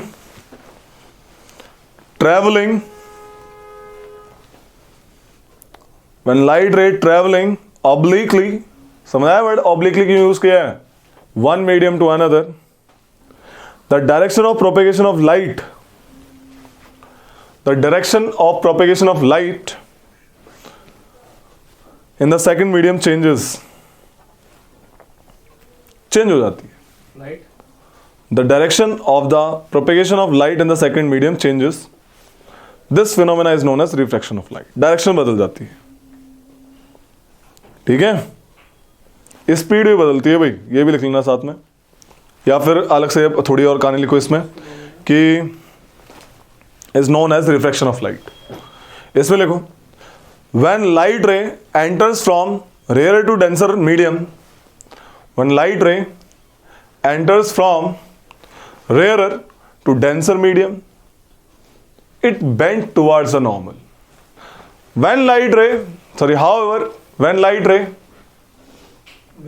However, when light ray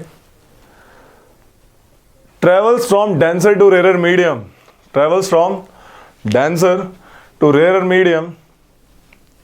it bends away from the normal. Laws of reflection of light, यार दो है, नॉर्म लिखवा लेना, सुन लो। एक लॉ तो ये है, like this incident ray, reflected ray, emergent ray, all lie in the same plane. अगर एक प्लेन में देखेंगे तो तीनों की तीनों दिखेंगी। दूसरा लॉ क्या है? Sine i upon sine r equal to constant. Basically reflective index निकालता है। मैंने बताया क्यों चेंज करा किसी ने अपना path, because of reflective index. This is given by Snell's, that is called Snell's law. कोई जरूरत नहीं करने की, बस नॉर्मल लिखो। इसमें किसी भी चीज का रिफ्लेक्टिव इंडेक्स कैसे नापते हैं? देखो, किसी का रिफ्लेक्टिव इंडेक्स है, it is equals to speed of light in air, लिख लो इसको, speed of light in air upon speed of light in medium, speed of light in medium, ठीक है? तो इस सेकंड का रिफ्लेक्टिव इंडेक्स आ जाए with respect to 1, and 2 1 equals to c by v. क्या मतलब? अगर मुझे देखो, इधर देखो, ये 1 हो गया, एयर इज 1, दिस इज 2, तो सेकंड का रिफ्लेक्टिव इंडेक्स पहले के मुकाबले क्या होगा? Speed of light in air upon speed of light in the medium. समझ आ गई? हर एक मीडियम में स्पीड ऑफ लाइट अलग अलग होती है। कैसे पता लगेगा? रिफ्लेक्टिव इंडेक्स से। ये फॉर्मूला है, इस पे क्वेश्चन आ सकते हैं। C by v. C is basically known, c सबको पता होती है कितनी है? 3 × 10⁸ मीटर पर सेकेंड, और वी आपको दी होगी। अगर इनमें से एक ने एक चीज दी होगी, या तो रिफ्लेक्टिव इंडेक्स दिया होगा या स्पीड दी होगी, क्योंकि सी तो नोन है सबको। C by v equals to reflective index, Snell's law ने कहा था। ये एक वो भी तो होता है ना, angle of incidence equal to angle of reflection. वो अलग चीज है, वो नहीं आएगा, बेसिक है वो, 8th क्लास में पढ़ो उसको, ठीक है? I = R। जैसे डेंसिटी में हो रहा था कि डेंसिटी कम है फिर भी मतलब उल्टा। ये अलग है, ये ऑप्टिकली डेंसर मीडियम है, वो मास वाला था, मास डेंसिटी थी। इसमें ऑप्टिकली डेंसर मीडियम होते हैं। तो देखो, तुम ध्यान से देखो, look at this table, important table है, लुक एट दिस। देखो इसमें साफ साफ वाटर का, देखो वाटर का रिफ्लेक्टिव इंडेक्स वो कितना है? 1.33, देखा? केरोसिन का हो 1.44, दिख रहा है नीचे ही सेकंड में। तो ऑप्टिकली डेंसर है, नहीं है? अगर नॉर्मल डेंसर होता तो इसका मतलब क्या होता? वाटर तैरता, आग लगती, इसमें आग तो बुझ जाती है ना, लेकिन आग जलती है केरोसिन में, अगर आप डालते हैं, वो तैरता रहता है ना पानी के ऊपर, ऑयल। तो ये वो वाला डेंसर नहीं है, ये ऑप्टिकली डेंसर है, ठीक है? Not mass denser. ये कहानी है। लेंस है भाई, लेंस में भी सेम मामला होता है जो मिरर में होता है। हाँ भाई, क्या हाथ खड़ा किया? ज्यादा हो गया भैया, ऐसा? बस खत्म होने वाला है आज का। कॉनकेव लेंस और कॉन्वेक्स लेंस कल 10th खत्म कर देंगे, अरे भैया ठीक है? क्योंकि लास्ट के जो 3 चैप्टर्स हैं वो एनवायरनमेंट से रिलेटेड है, वो हम एनवायरनमेंट की बुक में करेंगे ही, करवा दूंगा सारे, और जो इंपॉर्टेंट होगा इसमें वो बता ही दूंगा। तो कल हमारा लाइट वाला चैप्टर, इलेक्ट्रिसिटी बहुत इंपॉर्टेंट है, वो करवाऊंगा, और मैग्नेटिक फील्ड का छोटे छोटे पार्ट इंपॉर्टेंट। भाई खत्म है, एनवायरनमेंट वाले में रिपीट करवा दूंगा उसको। लेंस में मिरर वाला ही सिस्टम है। लुक एट दिस, देखो रे, ये है कौन सा लेंस? कॉन्वेक्स लेंस, ठीक है, जो आप करते होगे स्कूल में। लेंस लिया, पेपर चलाया, कराया ना, अभी कराया कभी? क्या चीज है? लेंस लेके पेपर चलाने का काम, तो ये भी कर देते तो वही काम है। तो आप कॉन्वेक्स लेंस यूज करते हैं। ये देखो, इसमें क्या होता है, देखो लुक एट दिस, एक बार ध्यान से देखो। वो हमारा जो स्फेरिकल लेंस मिरर था, वो एक स्फेयर का बना था। इसमें दो मामले हैं, दिख रहे हैं, एक दो है ना, इसमें भी दो है। तो इनके दो दो ही सेंटर होते हैं और दो दो ही F1 होते हैं, F2 C2। समझ आ गई इतनी सी बात? ये इस वाले की और ये इस वाले की, समझ आ गई इतनी सी बात? ठीक है, काम सारा सेम होता है, बस उल्टा हो जाता है। जो वहां पे कॉनकेव मिरर में होता था, वो यहाँ पे कॉन्वेक्स लेंस में होता है। एक और बात, इसमें रिफ्लेक्ट नहीं होती, इसमें रिफ्रैक्ट होती है। पार हो जाएगी लाइट, कैसे? क्योंकि ये तो ट्रांसपेरेंट ही तो है लेंस। तो यानी जो पैरेलल जाएगी वो क्या करेगी? क्या करेगी? वो फोकस से बनाएगी, है ना? समझ आ रही है बात? और इसमें क्या होता है, ये एक ऑप्टिकल सेंटर होता है। क्या होता है? जो लाइट यहां से जाएगी, मैंने बताया था, वो रिफ्रैक्ट नहीं होती, सीधे निकल जाएगी। समझ आ रही है? दिख रही है डायग्राम? देखो, जो लाइट बीच में से जा रही है वो सीधी निकल जाएगी। ये वाला 10.15 देखो फिगर, 10.15 दिख रही है फिगर? तो इसमें अब ये वाले, इस वाली टेबल पे स्टार मार्क लगा लो, इस टेबल पे स्टार मार्क लगाओ। इमेज बनाने वाला काम रियल इन्वर्टेड सबको पता है, अब कोई दिक्कत की बात नहीं है, ठीक है? अब इसमें देखो, और इस वाले इसको देखो रे, फिगर 10.16 देखो और टेबल देखो। अब बोलता रहा हूं मैच करना, ठीक है? टेबल ठीक है यार, ये वाली, इसके आगे ये वाली इमेज जो है, नीचे की 2 है 4 और इधर वाली ऊपर की 2 दिख रही है? मैच करो। अगर ऑब्जेक्ट इन्फिनिटी पे होगा, ए देखो, ए और इमेज कहाँ बनेगी? F2 पे, दिख रही है? कैसी है? Highly diminish, point size, real inverted, दिख रही है भाई? बियॉन्ड 2F2 यानी C के तरफ है, बियॉन्ड 2F1 कहां पे बनेगी? F2 और 2F2 के बीच में। चाहे C बोल दो, C2 बोल दो, चाहे 2F2 बोल दो, एक ही बात है। जब C पे बनेगी, वहां पे भी C पे बनेगी, यानी C1 और C2 यानी 2F1 और 2F2 पे बनेगी। तो काइंड ऑफ दैट थिंग, जैसे जैसे आगे आएंगे वर्चुअल इमेज बन जाएगी। जैसे जैसे आगे आएंगे वर्चुअल इमेज बनेगी, virtual direct. Have you noticed? तो ये कहानी होती है मिरर की, सॉरी इसकी, लेंसेस की। ये देखो कन्वर्जिंग लेंस कहते हैं, convex lens is called converge, converge कर रहा है। लाइट आके क्या हो रही है? कन्वर्ज हो रही है। लाइट निकल के कन्वर्ज होती है, दिख रही है? और इसमें डाइवर्ज होती है, हो रही है डाइवर्ज, डाइवर्ज हो रही है। तो कॉनकेव लेंस को, ये कॉनकेव है, CONCAV, कॉनकेव लेंस, और ये है कॉन्वेक्स लेंस। हमारी आईज के अंदर भी कॉन्वेक्स होता है रे। हमारी आईज जो होती है, हमारी जो रियल लेंस होता है हमारा, कॉन्वेक्स लेंस होता है, ठीक, कन्वर्जिंग टाइप, राइट? तो इसके कुछ एग्जांपल्स ले लो, कुछ बात ले बता रहा हूँ इसकी। भैया ये बोल देगा दूर का चश्मा, पास का चश्मा क्या? हाँ, वो अलग है, वो एरर्स हैं। अभी जो नॉर्मल आई के अंदर एक लेंस होता है। नहीं, मैं चश्मे की बात, चश्मे में ऐसे लेंस होते हैं। बिल्कुल बिल्कुल यही होते हैं, ठीक है? लेकिन मैं एक नॉर्मल आई के अंदर लेंस होता है, जो कि कौन सा होता है हमारे पास? कॉन्वेक्स लेंस, कन्वर्जिंग लेंस हमारे पास, ठीक है? जैसे मिरर फॉर्मूला था, ऐसे ही इसका लेंस फॉर्मूला है। इसमें माइनस साइन लग जाता है, 1/v minus 1/u equals to 1/f, और h dash upon h dash इसमें पॉजिटिव आ जाता है, v/u, लेंस फॉर्मूला। बस के न्यूमेरिकल्स आते हैं ना पेपर में। नॉर्मल पुट करनी है वैल्यू सीधा, एग्जाम्पलर बेस्ड है, लिखो। बहुत कम आएंगे, बहुत कम, बस पता होना चाहिए, आंसर निकल जाएगा, इसकी गारंटी दे रहा हूं। अगर ये फॉर्मूला पता होगा तुमको तो, और इतना पता होगा डिस्टेंस कैसे लेते हैं। डिस्टेंस लेना पता ही है, ये पॉजिटिव, ये नेगेटिव, ये वाला नेगेटिव, ये वाले पॉजिटिव, सिंपल सी बात है। तो लिख लो लेंस फॉर्मूला फटाक से, जो ऊपर लिखा है मैंने, 1/v minus 1/u equals to 1/f, ठीक है? और फॉर्मूले के लिए, जो न्यूमेरिकल के लिए कुछ बता रहा हूँ वो लिख लो। 1 by v minus 1 by u equals to 1 by f. Okay भाई. और इसका मैग्निफिकेशन क्या होती है लेंसेज की? H dash upon h, height of image upon height of object equals to v by u and image distance upon object distance.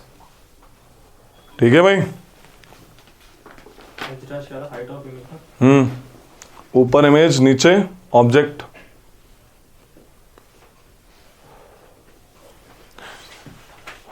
जब उसमें लिखोगी अपने सेल्फ डिस्क्रिप्शन में एसएसवी में what's your teacher opinion about you, ये पक्का लिखना जो मैंने बोला अभी.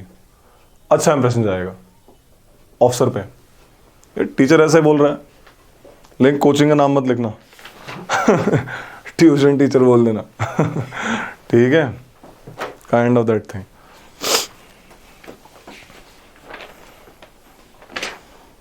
लिखो एक चीज इसमें, जब ये आप फॉर्मूला वगैरह सॉल्व करो, लिखो focal length of convex mirror is always positive.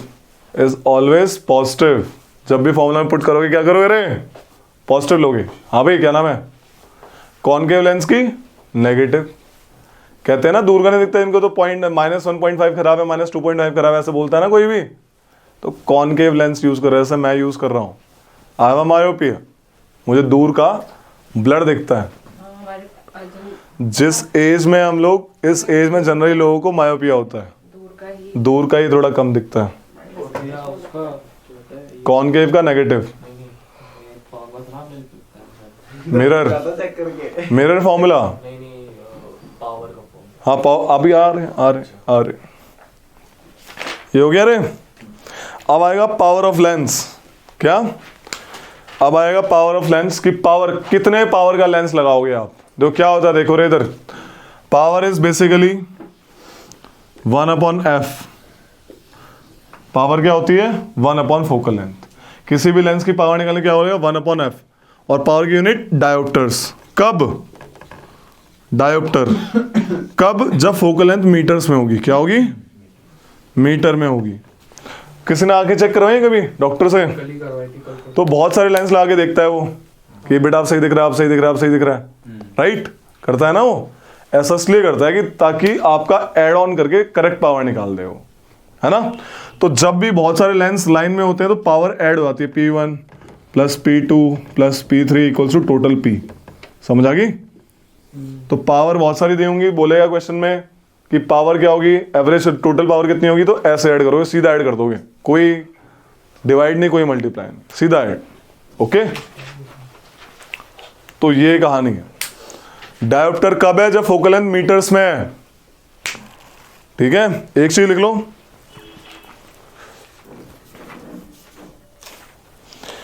कि convex lens, in convex lens if focal length is small, अगर उनकी फोकल लेंथ स्मॉल होगी कॉन्वेक्स लेंसेज की, तो ज्यादा कन्वर्जेंस करेंगे, ज्यादा मोड़ देंगे लाइट को. फोकल लेंथ कम होगी तो. ठीक है. फोकल लेंथ कम है. देखो कैसे पता लगा, देखो इधर. अरे देख लो, दिखा देता हूं ये बात जो लिखवा रहा हूं. फोकल लेंथ कम कर दें, यानी यहां से कम कर दें, और है ना, यहां पे ले आए, इसको भी और ले आए, यहां पे ले आए. राइट? लाइट कहां जाएगी फिर? ऐसे नहीं हो जाएगी. एंगल और नहीं हो गया एक्स का. समझ आ रही है? पहले यहां हो रही थी, फोकल लेंथ कम कर दी तो यहां हो गई. In convex lens if focal length is small then higher convergence is there. लिख लो. लिख लिया? कॉनकेव में उल्टा जाता है, हायर डाइवर्जेंस हो जाएगी. In concave lens if focal length is small then higher divergence will be there. Then higher divergence will be there. माँ भाई क्या नाम? सुधीर बताएगा. कॉनकेव लेंस की पावर किस में होगी? Negative, positive? नेगेटिव ही होगी, ऑब्वियस सी बात है ना. अरे 1/f है, यहाँ पे माइनस लगा गया, ऊपर नहीं आया था, सीखा नहीं मैथ्स में. P equals to 1 by minus f equals to P equals to 1 minus 1 by f. ठीक है. कॉनकेव की माइनस में होती है, कॉन्वेक्स की पॉजिटिव होती है पावर. समझ आ गई?